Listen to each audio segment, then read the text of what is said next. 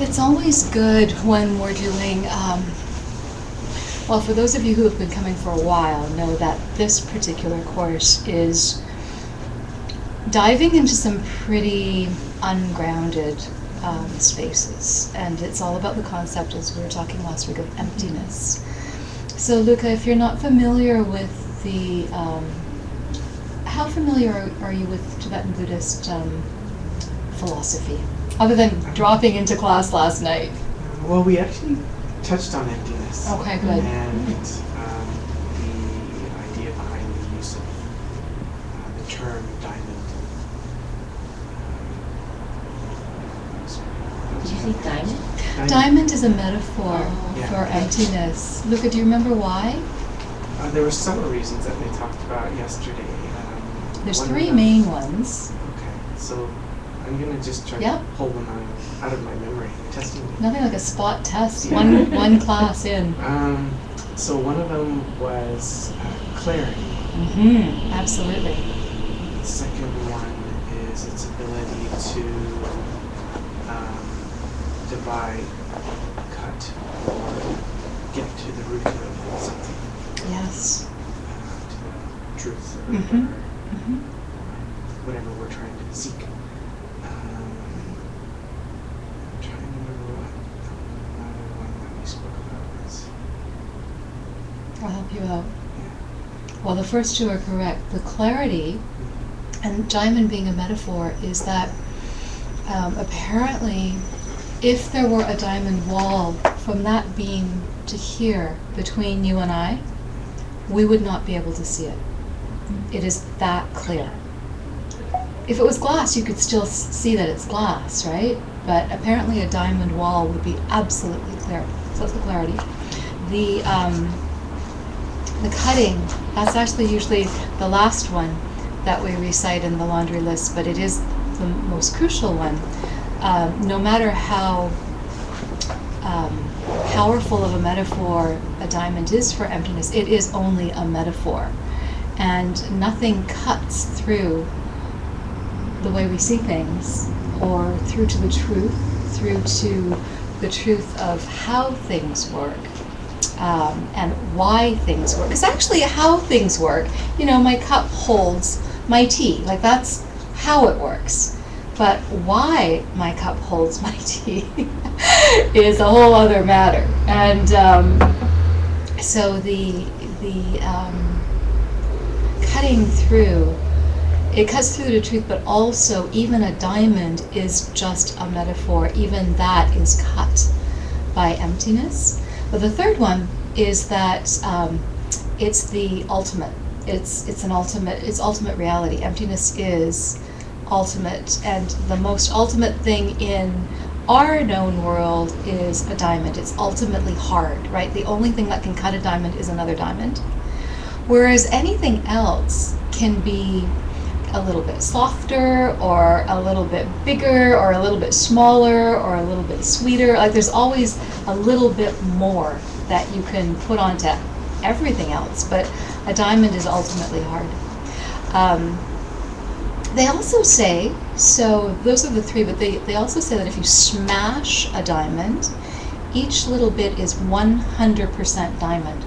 Just like everything is 100% empty, including yourself, your thoughts, your experience, everything. So that's the analogy to a metaphor. How's that for use of English? It's an analogy for emptiness. So emptiness is the wisdom side of our practice. And it's interesting that you dropped into that particular class of ACI last night, because it is good foundation for these meditations that we've been doing, where we've been really trying to, from a practical standpoint, learn some meditation techniques that can help us look at that analytically, look at that from a Actually, there's 3 types of meditation also in the Tibetan practice. There is the analytical, which is it empty? Is it coming from me? How is it coming from me? Why is it coming from me? Like those types of questions, the inner debate that you would have is an analytical meditation.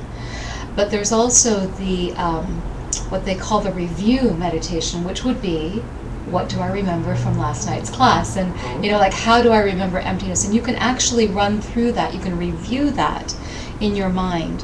What we talked about last week, you can review all those points on your cushion in meditation. And you will get those aha moments, actually, when you do that. And then the third one, which is actually really what we're trying to get to in this class, Master Kamala Shila really is urging us to get motivated to practice, because it is a practice. Some days are going to be better than others, because what we're going for is this shamatha, this really still platform of concentration.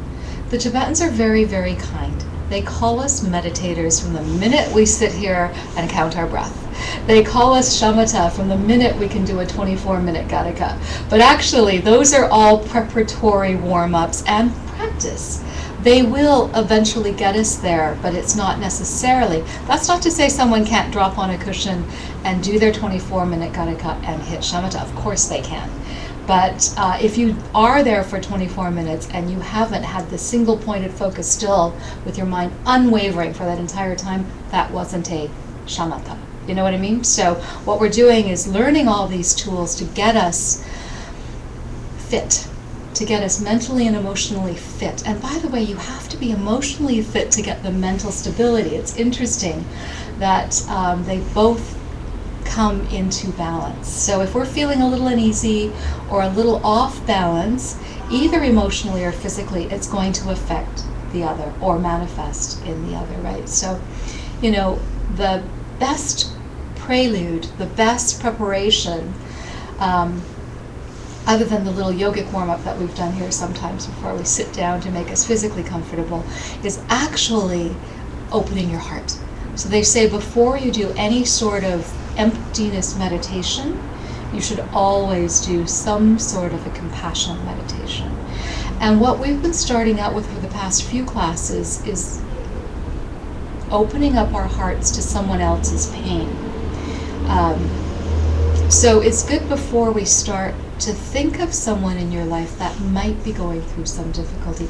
Now, this could also be yourself. This could be you if you're going through a tough time. This could be the you that you're going to have to face at 10 o'clock tonight. Because it's not 10 o'clock yet.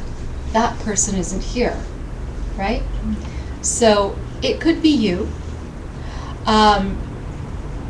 But if you do know someone, like I know someone right now whose grandmother is leaving this world as we speak, and she is by her bedside, and that has got to be, as much as my friend is a highly experienced practitioner, it's not an easy time. She's very, very close to her grandmother, and so I can picture her. Like there's always people that you can know in your world. It's amazing, everyone that you see, we never really think about what their pain is, but if you talk to anyone for any more than 10 minutes, there's something going on, right? So if you've got someone in your life who you can feel very compassionate for, pick them. And if you can't think of anyone, you can think of me because my hips are a little achy today, okay? So there's always something, okay? So have someone in mind and then just get comfortable. You can actually lay right down if that's where you want to be right now, or sit in half lotus, full lotus, no lotus. You can sit in a chair. Wherever you are, though, make sure your spine is straight. Shoulders are relaxed. Chin is level. Hands are where you don't have to worry about them. It's useful to have your eyes shut if you're easily distracted. If you're sleepy right now, leave them cracked open just a bit, and the light will keep you alert, okay? And then just let your breath slow down. Yeah, I find I need to do that too. So, For those of you who know the hollow shell contemplation, you can go there. It's just where you empty yourself completely out, fill your hollow self with a sky blue light. If you're not familiar with that, don't worry about it. Just exhale. Let your inhale happen naturally. Breathe out. Breathe in. And repeat.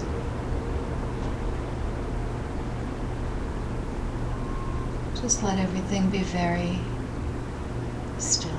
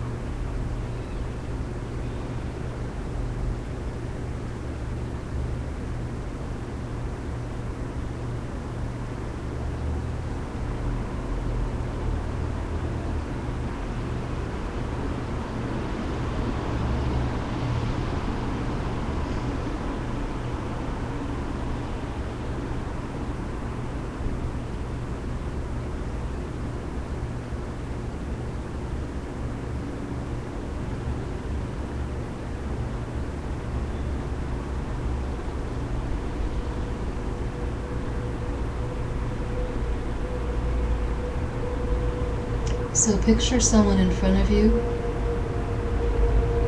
who you know is going through some kind of pain. Let your heart open to them so that you feel their pain as if it were your own.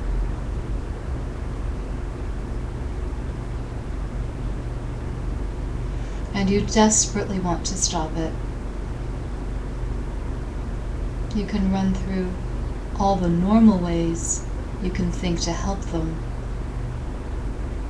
but none of them really work. So in the present moment, we are, quite frankly, helpless against this pain. So think about how we could actually help.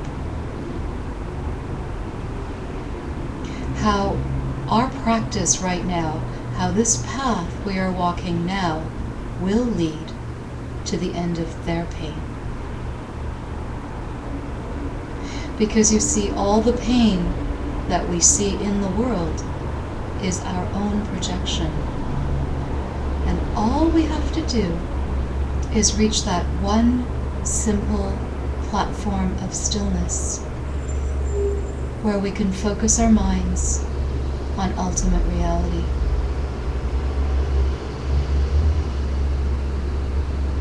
So keep this person with you throughout the class.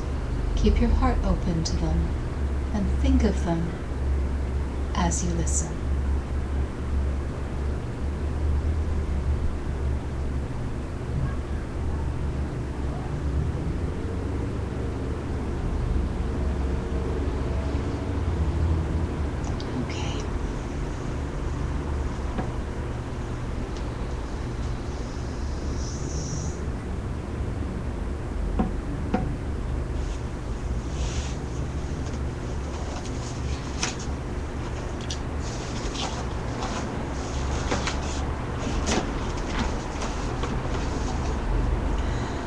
Last week, Master Kamalashila was starting to give us a very personal description of what stillness feels like. And he was telling us about how it feels physically and how it feels mentally. And the common denominator was bliss. The word bliss and the word fluidity. So we talked about the bliss of fluidity of the body and the bliss of fluidity of the mind. And it's kind of similar to yoga for those of you who have a yoga practice. Like when you first start to do something difficult, it can actually be uncomfortable or painful, and we don't enjoy it so much. But as we practice, the same thing that might have been uncomfortable a year ago, all of a sudden is the thing that makes you feel, right?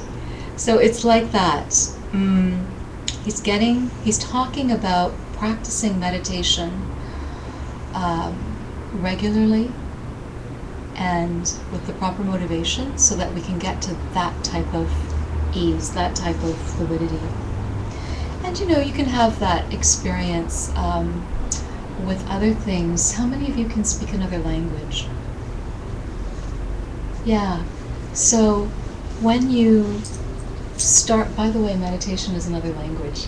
So when you start, right, it can be, I remember when I started, I'm Japanese. I was born in Japan, but I came to Canada when I was very little. So I only spoke Japanese when I came, but I promptly forgot it all as I was landed in Lethbridge, Alberta, and surrounded by everybody but a Japanese person, and taught all the Canadian slang and wanting to fit in. And my birth family and kept in touch with me, so I understood Japanese, and my family is Japanese Canadian, so they spoke kind of.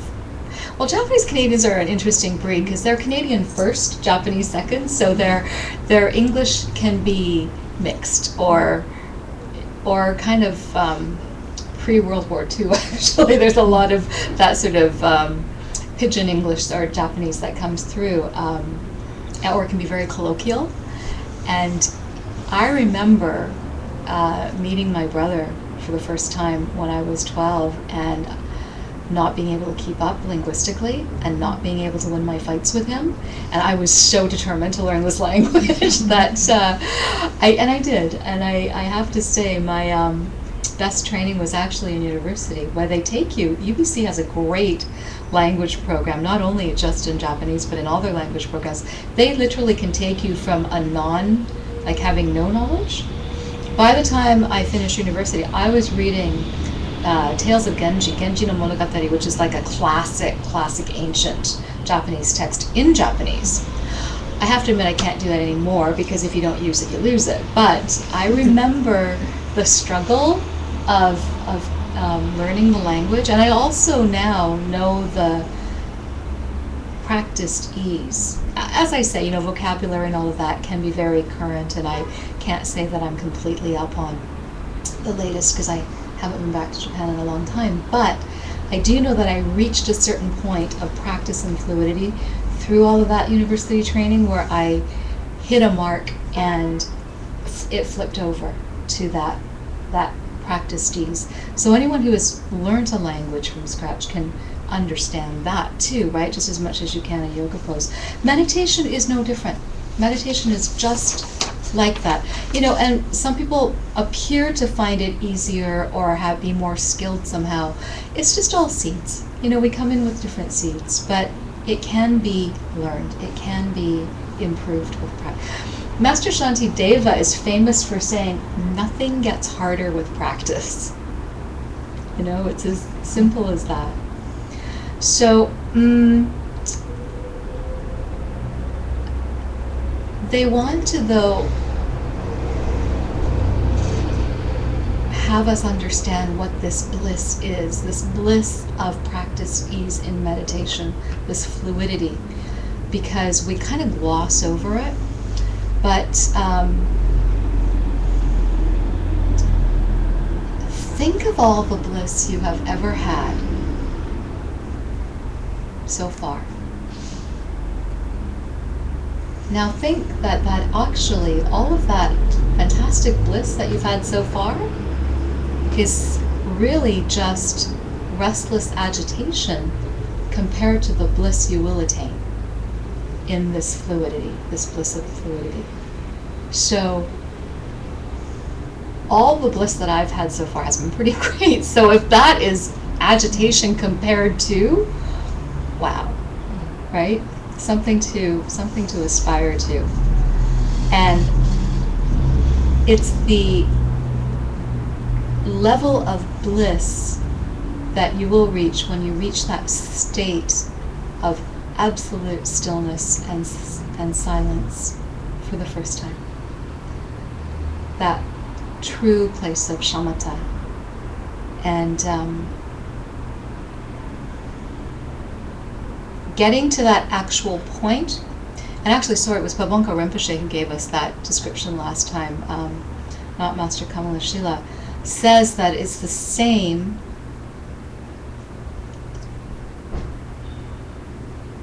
what it is when you get to that state and you know it, you will have reached the first level of the form realm. We were having quite a dialogue last week about that, how that's the platform you have to be on to see emptiness directly. You have to be on this first level of the form realm. And I haven't really done Tibetan in this class, but this is a phrase, and I apologize in advance for my horrible Tibetan accent, but hopefully none of you will know that it's horrible. But it's really a blessing to know some of these words. So repeat after me. Samten, Denpo, Nirdok, Michokme. Lama Christie, who designed these courses, say even just remember Michokme. Michokme is that first level of the form realm. That's where we're shooting to get to. So it's like a mantra. Samten Dempo Nirdok Michokme. It means, may I get myself to Michokme in a single instant. In a single instant is a metaphor for in this lifetime, but that line, Samten Dempo Nirdok Michokme, is basically a phrase that you can recite over and over like a mantra. By the way, the definition of a mantra, a true definition, is that mantra is from manas, which means mind, and tries to protect. So it's words that protect the mind. And seriously, even if you're having an anxiety attack or if you're suffering from insomnia, if you say a virtuous mantra, something your teacher has given you, or you could even, if you don't have any, even do Om Mani Padme Hum, or I love you is a really good mantra actually, but if you say it over and over and over and over and over, it displaces anything else that could be going on in your mind, right? It protects your mind. So this is a good one too. Samten Dempo Nirdok Michokme. And so they just wanted us to understand what it is that we're really shooting for, the degree of bliss that we're actually aiming for. And then we actually talked about more of the obstacles to meditation last time. And last week's homework assignment, actually, for those of you who weren't here, was to come up with 3 really good defense mechanisms, 3 really good antidotes for the obstacles that come up. And the most common obstacles, of course, are dullness and agitation. And the classic ones are to bring your mind up, brighten it up for dullness, and bring it down, like with a corpse meditation or something if you're too all over the place, right? But we also talked about, if you are always wishing for the past or hoping for the future and not being in the present, there were antidotes for that too. But you had to come up with something for you. Like I just rattled off like a laundry list, some of the classic ones. We weren't actually going there last week. We were in meditation, trying to come up with really good antidotes for the obstacles that arise. So we were pretending to have an obstacle and then coming up with ways that we could effectively counteract that. So that's actually something useful to have in mind. And it's good to come up with 3. Master Kamalashila also repeated, so this is like the 4th class he has said this, everything we've been doing so far is not meditation, it's contemplation. It's what we need to get us ready for meditation. So the first time I heard it, I thought, I thought I was meditating. Like, you tell me now I'm not meditating? Like, what am I doing? But it's not about being down about it. It's about being very clear on what he's doing is he's constantly setting the bar higher for us, right? But here's the difference. It's the difference, meditation, that single-pointed focus, that shamatha versus contemplation versus all the other stuff that we've been doing, is the difference between hearing something in class and experiencing in meditation. And to illustrate that, it's the difference between being told what the ocean is like and experiencing the ocean. Seeing it for yourself. Okay? So even if you're meditating on emptiness versus or single-pointedly, like really trying to concentrate on emptiness, until you see it directly, which is a non-conceptual experience actually, you cannot say that you're having a direct experience of emptiness. We can have really, really highly intellectual experiences of emptiness for sure, and we really do want to cultivate that, but we want to get good enough at our meditation to just get to that viscerally. Part of that is letting go of our attachments. So we talked about that a bit last week too, about so really, and this doesn't mean you give away everything, you give up all your friends, you go to a cave and you like ignore everybody. Like that's not what it means. But it does mean that we have to really look at what it is we identify with. Who is it that we identify with? Because everything we identify with, we get attached to, and that becomes another layer of us. And the more and more layers we have, the harder it will be to mine down to the emptiness of you. So there is a lot of surrender. There is a lot of letting go, you know, physically and emotionally. And I have to tell you, physically letting go of stuff, like getting rid of things you haven't used in 2 years, can be cathartic. It can be actually a really good gateway into more subtle forms of letting go. That's actually off-roading a bit, but that's just a little suggestion in terms of how you might have the outer affect the inner, because we're working at it both ways, right?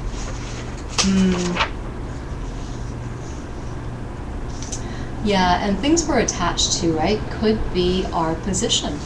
It could be the status we have at work, or the social standing we think we have amongst our friends, or, you know, very, very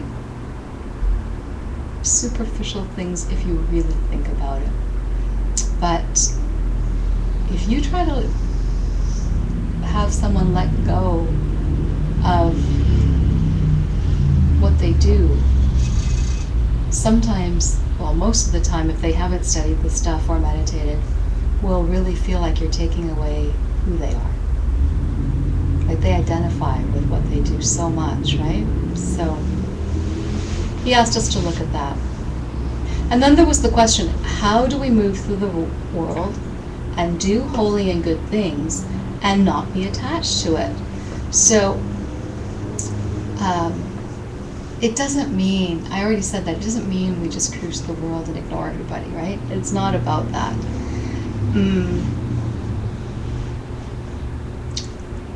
And actually, my teachers always say do both. It's not enough to just think about being kind to everybody. You have to be kind to everybody too.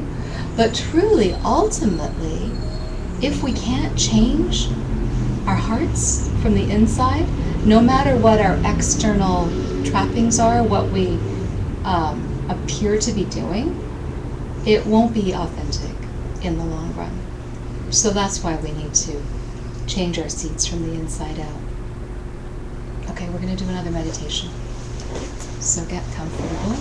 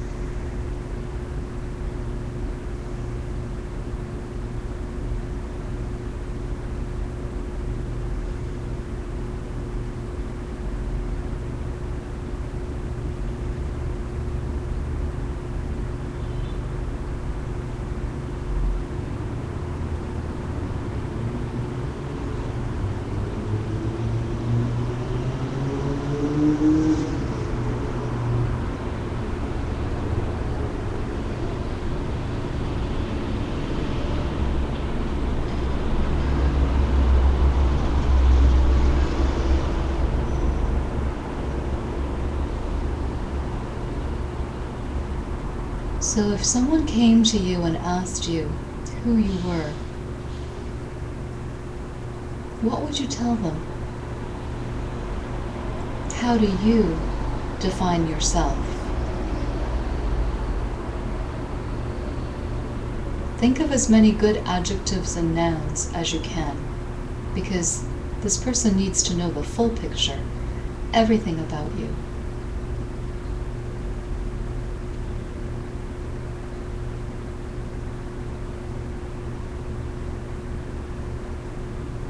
And you can collect all of these definitions like a bunch of pictures around you and see how big you become. Besides just your body right now, how many definitions, how many people and things, places and objects make you who you are?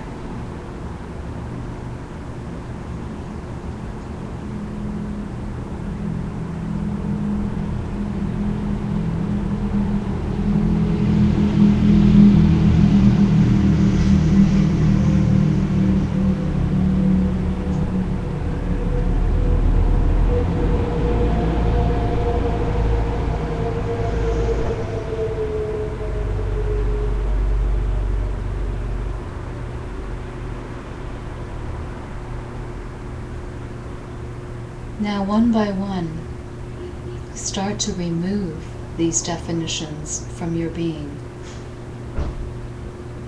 Try to see if you can find some kind of core you that doesn't have to do with anything outside.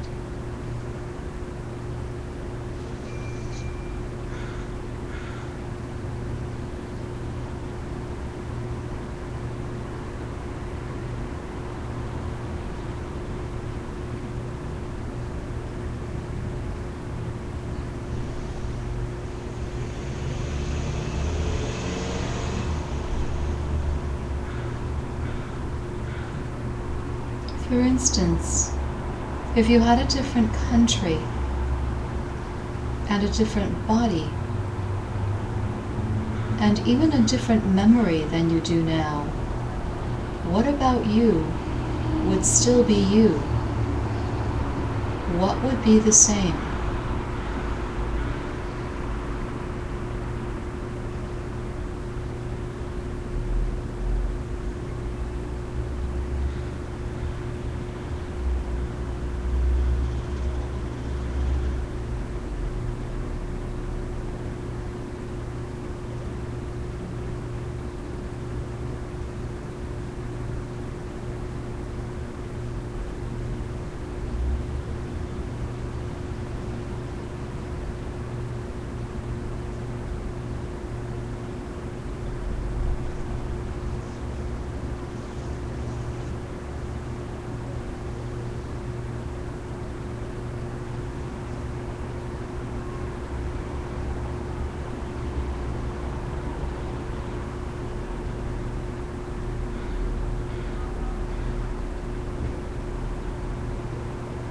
Okay.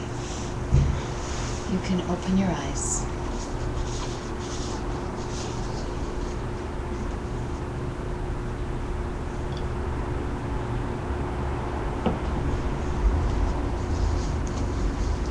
In class, we run through these really quickly just to give you a taste, but that's a really good one to do on the cushion. After you get to the idea of some sort of core of you, you can even take it further and use one of the emptiness meditations from earlier classes to break that down even further. And if you are doing it off your cushion, really take time to go through your definitions, like how you define yourself, step by step. Really analyze, like really look at your relationships. It's interesting. A lot of relationships are forged because of how we think the other person makes us feel, or how we feel about ourselves in their company. Now, that's not a bad thing, but look at it and see where the attachment lies. And it's not that we can't be in relationship, it's just that most normal relationships actually are actually kind of selfish. And if you're checking, like, how selfish am I in my relationship? How much would you cling if it was going to be taken away from you? You notice that thing, if you love it, let it free sort of thing? Like, how much are you prepared to, like, if you truly love something or someone, how much are you prepared for them to be happy, right? Because usually we attach to the people and cling to them as part of us, like they define us, right?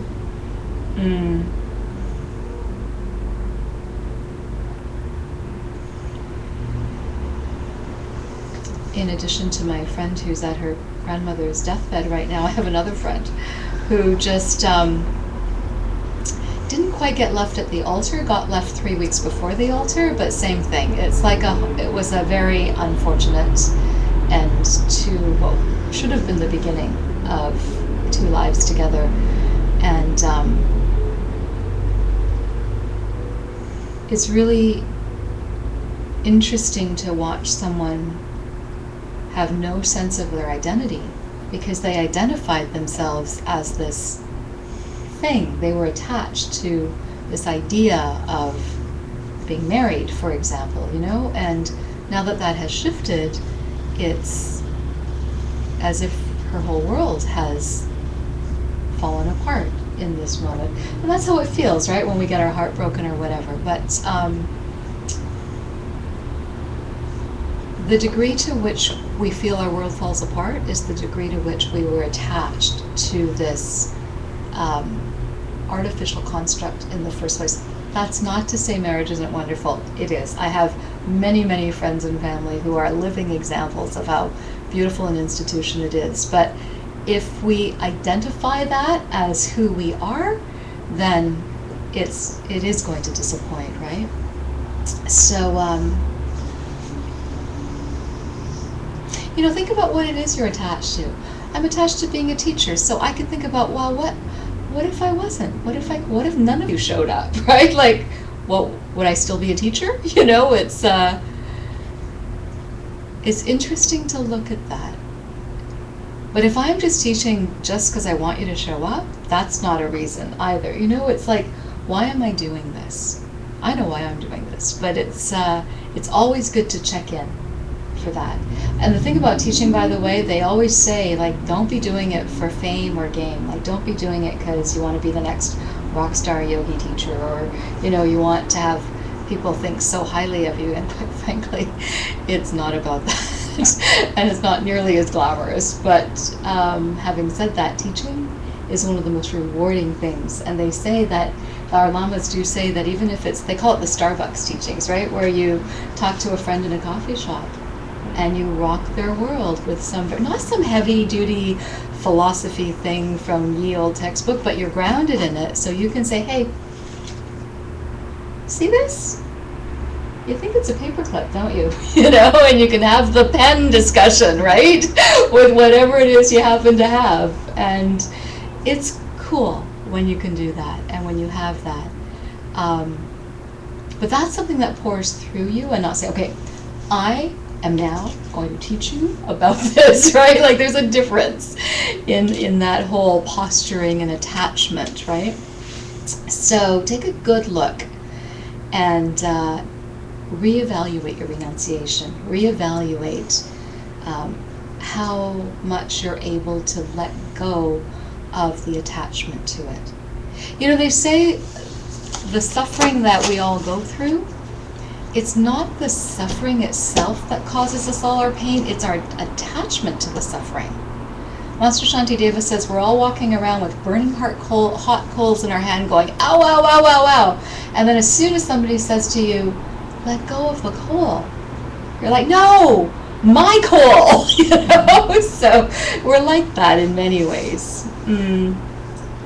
Last week we talked about the 9 stages of meditation, which is actually on that meditation poster behind the plant over there.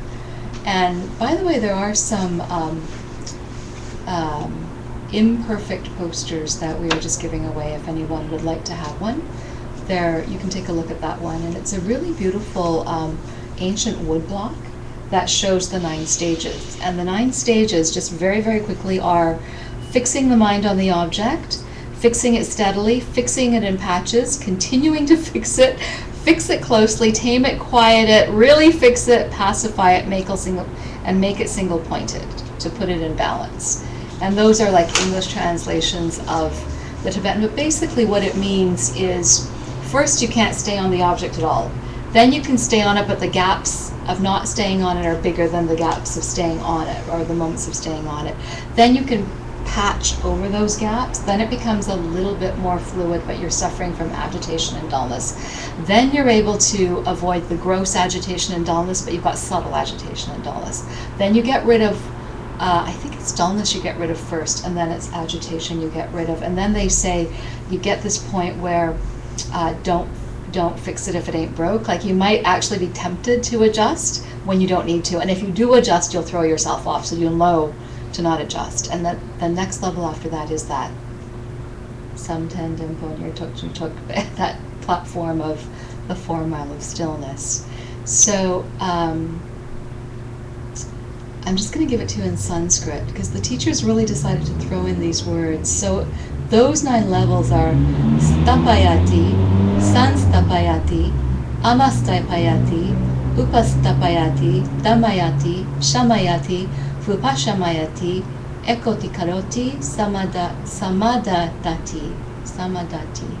So that's where Samadadati must be where Samadhi comes from. Samadadati.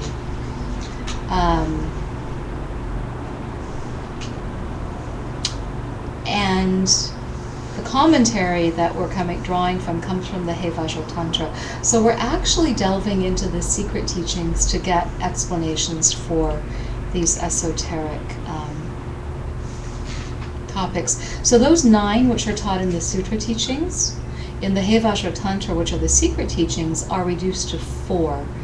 And they say take these 4 steps and work to subtler and subtler levels. So the 9 stages doesn't say work to subtle and subtle. They just say go from no focus to big gaps to little gaps to patches to, like, they tell you, they deal with it more with the obstacles versus the actual degree of subtlety. But they're saying the same thing, because as you overcome your obstacles, you are getting more and more subtle in your meditation. So it's just 2 different ways to say the same thing.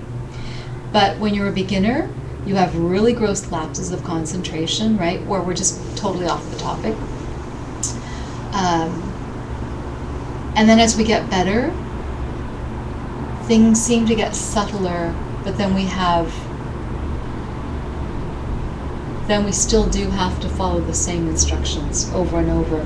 We're still fixing the mind on the object. If it wanders off, we pull it back, right?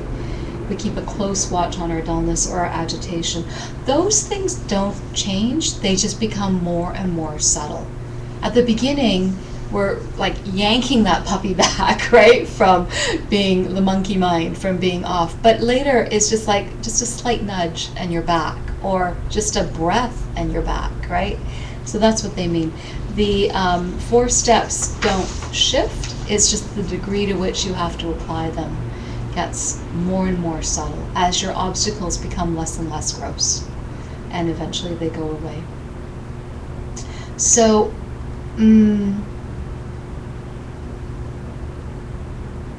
as you progress along these levels, be it 9 or be it 4, and you get more and more subtle, it's like the ripples again, right?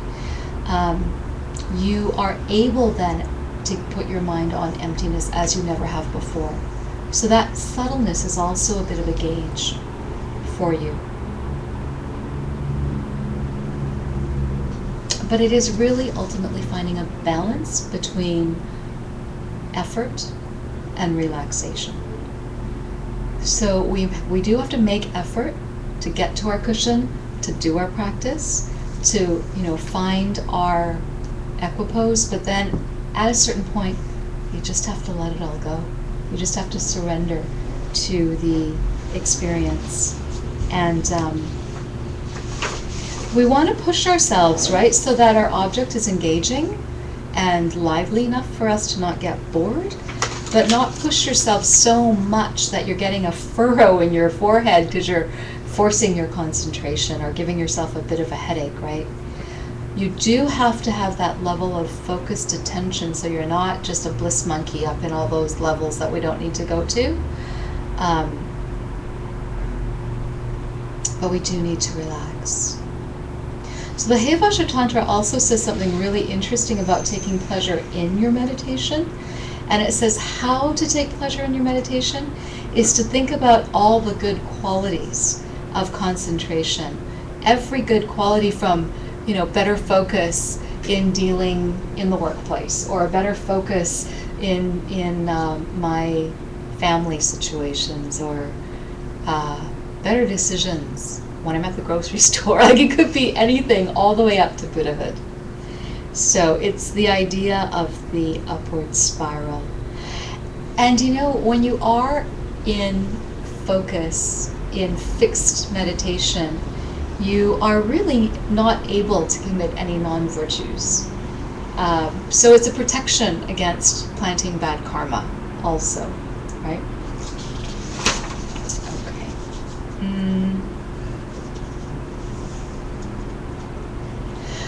So the point, though, is not to just avoid your kleshas, your mental afflictions, while you're in focus or while you're reciting the mantra and protecting the mind.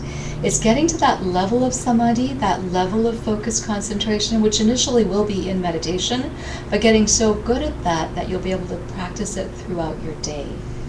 And that you can't even have a mental affliction when you're out of meditation. They say, right, when you do see emptiness directly, you are forever changed. You become a stream enterer, and you completely have a cessation of your two major obstacles that you had before, your two major mental afflictions. Basically, the one of seeing things as self-existent and doubt in the path. Those things go. That doesn't mean that reality doesn't reassert itself. Deceptive reality still appears deceptive, but you know without a doubt that what you're seeing is not the way it appears. And as you then act based upon what you saw, you can't help but have more and more virtuous thoughts just automatically arising, and fewer mental afflictions. Well, you actually can't be creating new mental afflictions. It's a mop up and clean up. You're cleaning up all the bad ripenings, and you're just planting good virtue. That's by the very virtue of keeping your mind on that plane of samadhi, off the mat. And even if we're not in the full-on shamatha, the way Master Kamala Shila is explaining it, because you know what? You can't be in the direct perception of emptiness and walking through your world at the same time until you become a Buddha. A Buddha is an enlightened being, is the only being that can be in both ultimate and deceptive reality at the same time, or can see both at the same time simultaneously. Us mere mortals can only be in one or the other. But once you have ascertained ultimate reality directly, you can carry that stillness with you. And you can get a sense of that with people who have been experienced in retreat. There is a stillness and a quietness that is just in their energy. And you'll probably get it from your friends too, who know there's something different about you because you've been practicing, right? And there is a stillness that ripples out. They might not be able to vocalize it or identify it, but they can feel it. And so you can get to that level of practicing to get to full-on samadhi even way before you're there.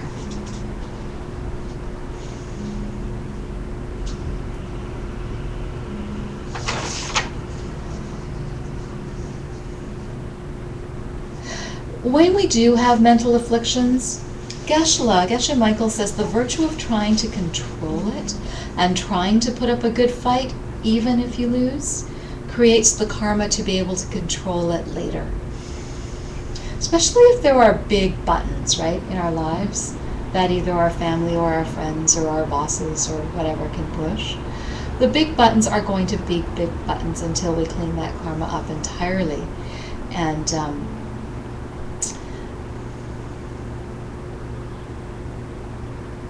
even in the effort of trying to not have that button pushed, you're already planting virtuous karma for that button to be pushed less and less in the future. Until one day you'll think, huh, that button hasn't been pushed in 2 years. Uncle Joe used to always be able to push my button. Let me go talk to Uncle Joe. It's gone. Like, there will be a moment where you will realize there has been a cessation of a certain mental affliction. And that happens actually way before, too. Things like that can start to happen before you even get to that direct perception of emptiness. Okay, I have one more contemplation for you, and this is a really juicy one, so I'm going to keep it going for a while. It's 8:30 right now, and after this, I'm actually not going to talk anymore unless you have questions, so, okay? Get super comfortable. It's not a long meditation, but we're going to try and really delve into it. So, it's one of my favorite ones from this series, although I have to tell you, next class, if you do come, there's a music meditation that's also very sweet.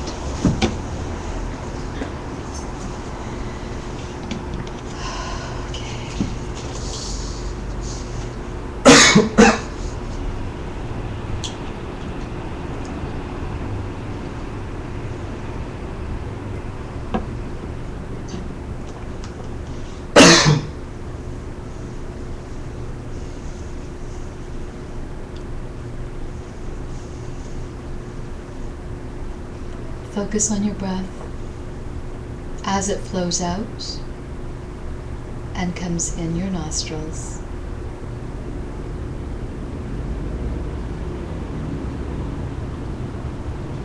We're going to practice fixing the mind.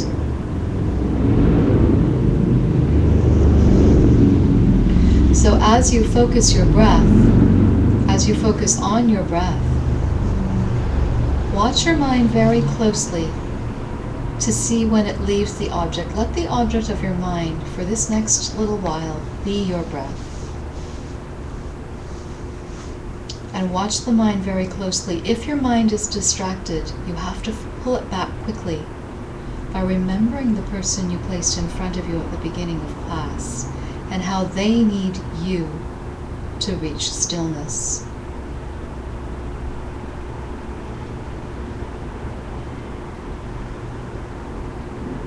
Focus on your breath.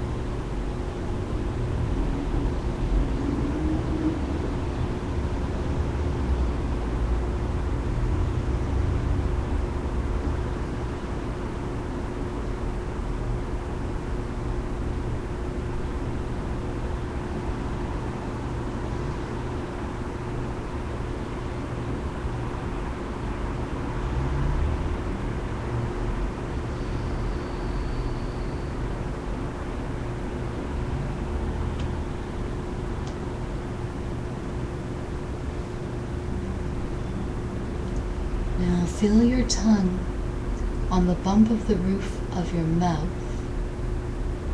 and then mentally draw a line from there to the top of your head, and then start at the point between your eyebrows. Draw a line back to the back of your head, and where those two lines meet, put your concentration there. Picture a little white light.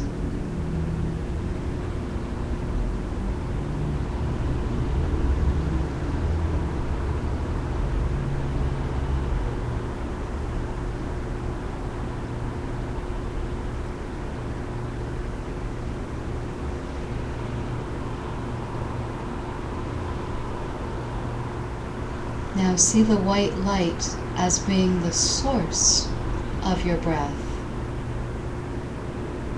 It sends the breath down from it through your nostrils, and you can picture sort of a white, cloudy air coming out, and then sucks it back into itself. Don't try to control the breath, just let the white light, the small white light, inside your head, control the flow, as if it was the moon and your breath was the tide.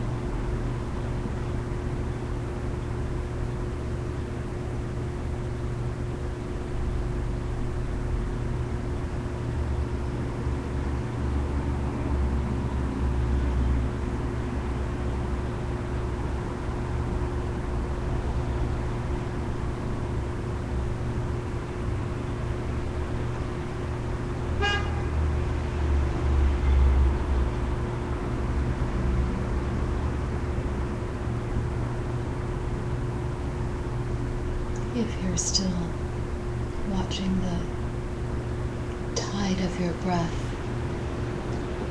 Gently release that. Let your mind relax. Just breathe normally. Let your awareness rise back up to the surface. From your heart, remember your friend. Let that white light shine out from there and shine brightly on your friend. Give it all away.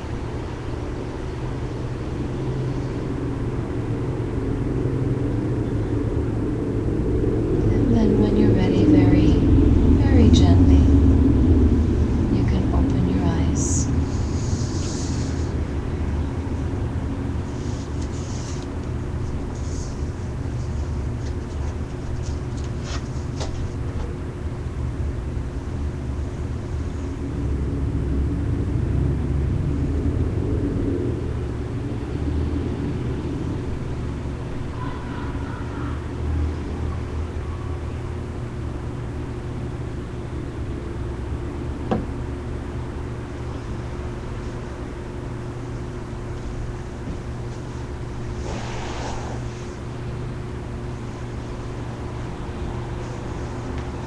Nice work, everyone.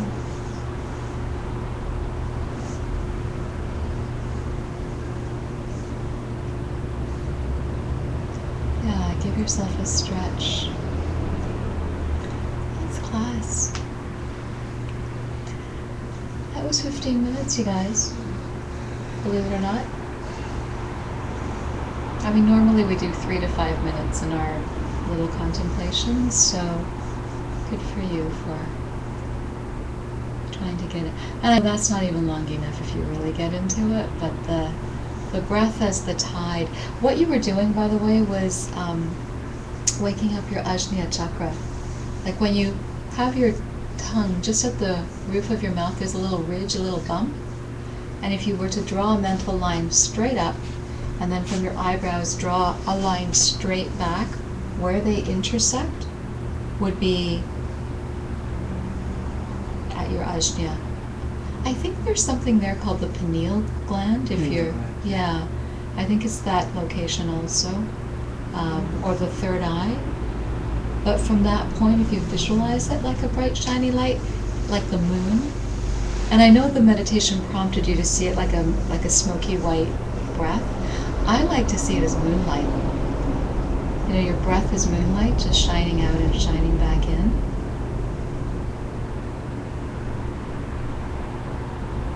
We have such beautiful moons here, full moons and clear moonlit nights, and it's actually an easy one for me to have that analogy. How was that, Luca? I really enjoyed it. Okay, good. Thanks for coming to class. Any questions? Today was far less heady and more doing, so it's good to have both. Last week I think I was rattling Virginia's brains about her skull. I could hear it.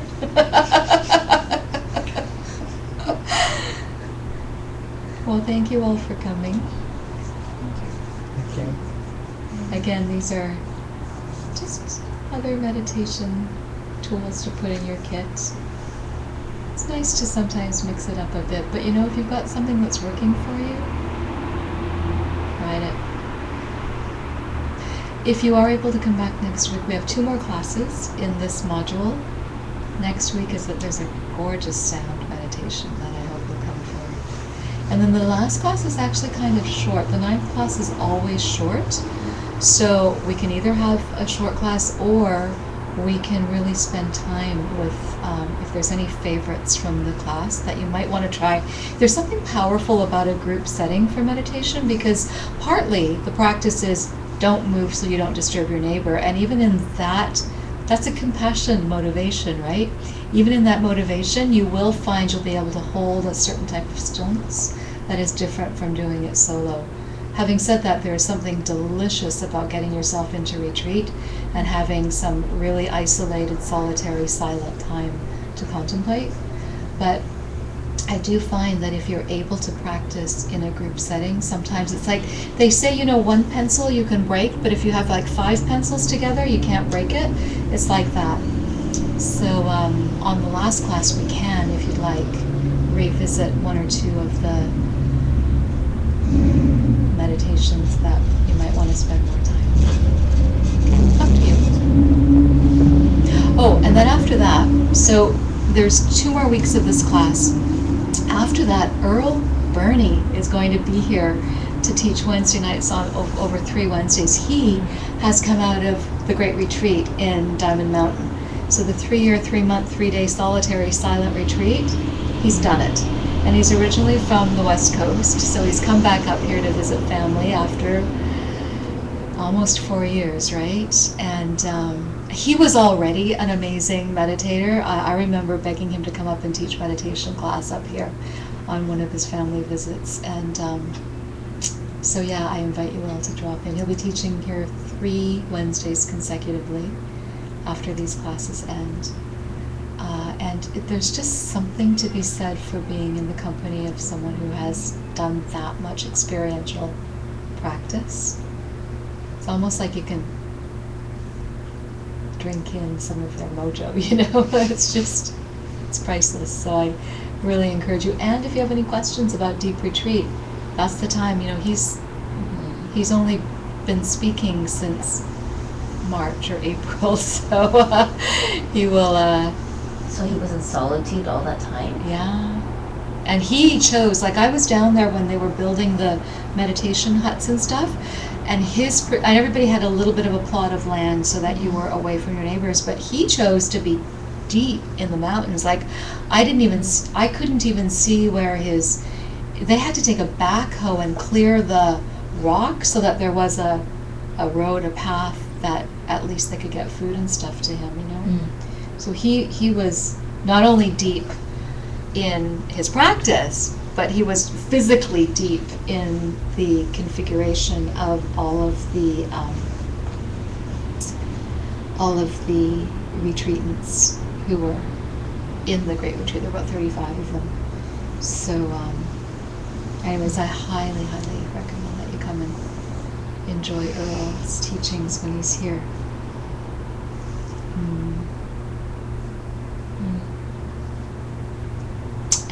Then, for something completely different, in July 11-12, Lama Marut comes back on his second book tour. His first book was called The Spiritual Renegade, and we have copies back there. And I just got a note that the Be Nobody, which is the new book, the Be Nobody books have just arrived, and they're arriving here tomorrow. So if you come back next week, you can see the fresh off the press Be Nobody books. They're $18.99 per book. So Lama Marut will be he'll be giving a Dharma pep talk here on Saturday afternoon of July 12th, and then he's giving a big public talk on the book at Unity of Vancouver on Oak and 48-ish. It's on the flyer. There's flyers back there. That's a ticketed event. Right now you can get early bird tickets for $15 on Eventbrite, and then at the door they'll be $20. But he is definitely one of the main reasons why we exist. Lama Marut spent a good 5 or 6 years visiting us regularly to teach. He actually taught ACI up here, and especially the final review classes. Those of us who were fortunate enough to complete them all in Morocco took most of the final classes from him. And if you've never seen him before, he's a powerful, powerful speaker. And he's actually been living a very retreat-like life for the past 3.5 years, and now based in Australia. So, but the book will be available next week, and he will be here in person, arriving on the 11th, but going straight up to Whistler. He's giving a talk at the Whistler Library, so if you know anybody who's living up at Whistler, tell them about it. And then coming down for a book signing at Banyan on the Friday night, Saturday afternoon we'll be here, and then Saturday night at the Unity. And a few of us who do kirtan here, and we haven't had a kirtan here in over a year now, because we do kirtan up at the Lonsdale Church on Sunday mornings instead. Kirtan is the music that you hear in yoga classes and stuff. Well, there's a few of us who used to regularly do kirtan here, and we've been doing it elsewhere, but we will be doing a bit of kirtan before Lama Root's talk at Unity, so come. And if the ticket price isn't in your means that week, just come anyways. No one is turned away for lack of funds, okay? But invite as many people who might enjoy him to come. The information is all on the Three Jewels website. There's a link to the Eventbrite tickets.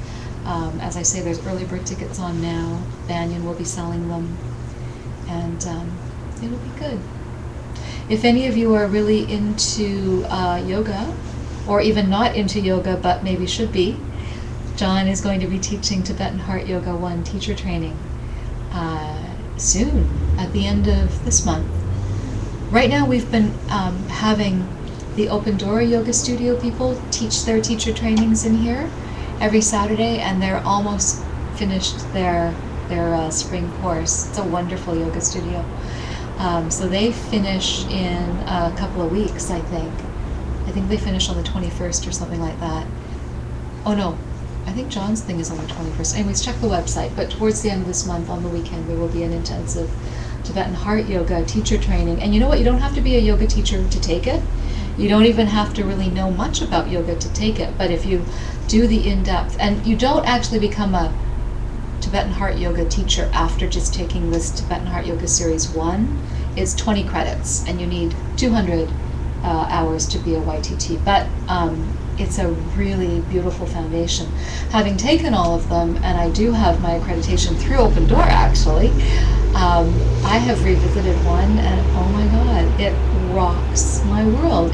Everything is in there, everything. The full-on highest of teachings is in that series. And so I highly recommend that too. So lots coming up, lots to do, but most of all, practice on your cushion. Thank you.